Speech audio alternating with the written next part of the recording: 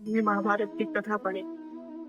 अनंत लोगों का उसमें रक्त बहा, अनंत घरों का उजाड़ हुआ। इसलिए महाभारत जैसे युद्धों को आज एक प्रेरणा के तौर पे देखा जाता है कि युद्ध विनाश करता है, शांति स्थापित नहीं करता। हम देखते हैं कि आसपास में पड़ोस देश में हमारे इतने युद्ध होते हैं, लेकिन उससे अर्थव्यवस्था डगमगा जाती है, उससे अर्थव्यवस्था टूट जाती है, लेकिन उसे शांति प्राप्त नहीं होती। हम देखो, सनातन धर्म ना बहुत पुराना है ना। सबसे मतलब सबसे पहले कोई अगर धर्म है तो वो सनातन धर्म। और सनातन धर्म में हर एक मतलब लोग इस चीज को कथा मानते हैं, लोग इस चीज को कुछ नेगेटिव चीजें भी मानते हैं, कुछ कथा मानते हैं, कुछ मानते ही नहीं है ना।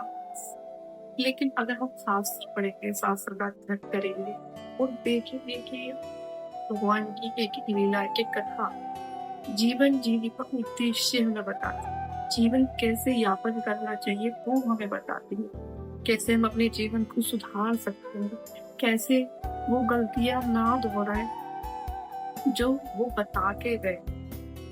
जैसे महाभारत की कथा, तो महाभारत की कथा में हमें सीख यही मिलती है कि कोई भी युद्ध शांति स्थापित तो नहीं कर सकता ना। जैसे हमने ये देखा कि संघर्ष, जो भगवान से ही संघर्ष सीखा।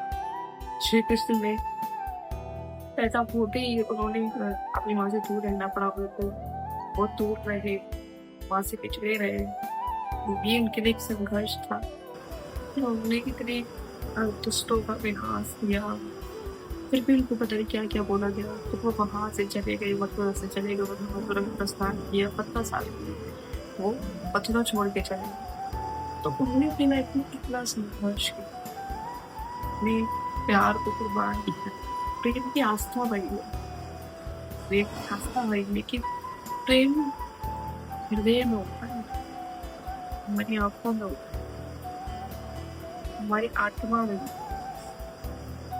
तो ये सब चीजें जो सनातन धर्म में है, जो शास्त्र में है, वो हमें जीवन जीने का उद्देश्य बताते हैं। और हम नेक्स्ट वीडियो बनाएंगे कि महाभारत से आज के युग को 10 चीजें क्या सीखनी चाहिए। हमारे सनातन धर्म में बहुत कुछ सीखने को है, बहुत कुछ चीजें है सीखने को, लेकिन आज की युग, आज की जनरेशन कैसे सीखना नहीं चाहती है। वो विलासता को अपनी दुनिया मानती है, वो विलासता में ही जीवन यापन करना चाहती है, लेकिन ये गलत।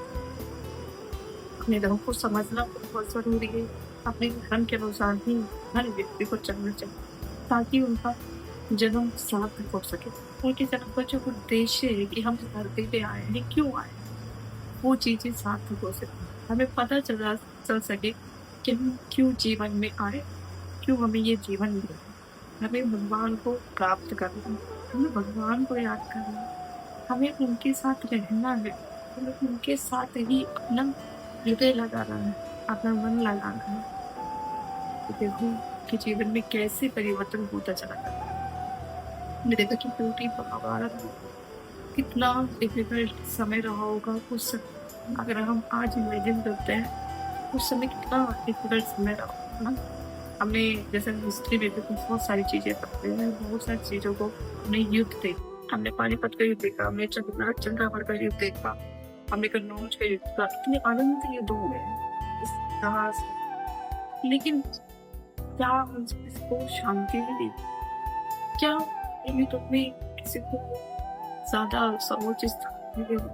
सिकंदर जिसे पूरा विश्व विजेता कहा जाता है, पता है आपको, जब वो यहाँ से गया, मतलब जब वो ये दुनिया त्याग के जा रहा, तब उसने बोला था कि मेरे दोनों हाथ खाली रखना। क्यों? कि सबको पता होना चाहिए कि एक ऐसा राजा जो विश्व विजेता कहलाया जाता है, वो भी जिसने आज तक युद्ध ही जीते हैं, वो कभी हारा नहीं, वो भी खाली हाथ है। क्योंकि इस संसार में खाली हाथ ही जाना, खाली हाथ ही आए थे और खाली हाथ ही जाए। इस संसार में जो भी हम वस्तु को भोगते हैं वो सार्थक नहीं है, और वो सत्य भी थे। इसे देखिए, ये एक किराए का मकान है। पृथ्वी जो जैसे हम निकट के मकान लेते हैं, तो वो हमें पता होता है बातें में कि ये यहाँ मकान नहीं है। ऐसे ही पूरी धरती हमारी तो नहीं है, वो भगवान की है। पर यहाँ पे हम एक किराएदार बन के आए हैं। तो अपने जीवन को बहुत अच्छा जीवन यापन करना चाहिए, अपने जीवन को उद्देश्य होना चाहिए और अपने जीवन को सार्थक बनाने के लिए हमें भगवान से प्रेम करना चाहिए, अपने प्रभु से प्रेम करना चाहिए, उनके प्रति श्रद्धा रखनी चाहिए और अपने सनातन धर्म को नहीं भूलना चाहिए। हमारा सनातन धर्म बहुत सुंदर है। आप देखोगे, आप पाओगे इतनी अनंत यहाँ पे सुंदर लीलाएं हैं, कथाएं हैं, उद्देश्य है जीवन के, संघर्ष भी है, चमत्कार भी है, विज्ञान भी है। आपको हर एक खूबसूरती हमारे सनातन धर्म में देखने को मिलेगी। तो आगे के लिए इतना ही और आप सभी को राधे राधे। आप भी देखना अपने जीवन में कैसे सुधार कर सकते हो। राधे राधे।